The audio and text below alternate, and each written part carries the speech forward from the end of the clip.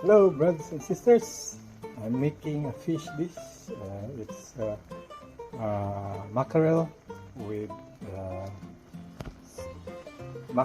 coconut milk.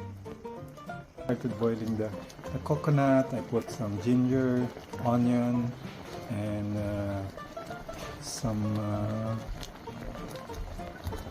put garlic and some tomato. And I'll let it cook for a while. Added some salt and some pepper. I'll cover it for a while and let it simmer. I will add some red chili. Let's continuously simmer it till the flavor and the fish is done.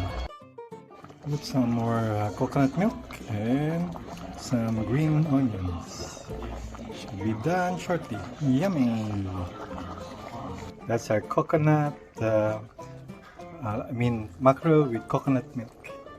It's my mackerel with coconut milk. Looks yummy. Wow.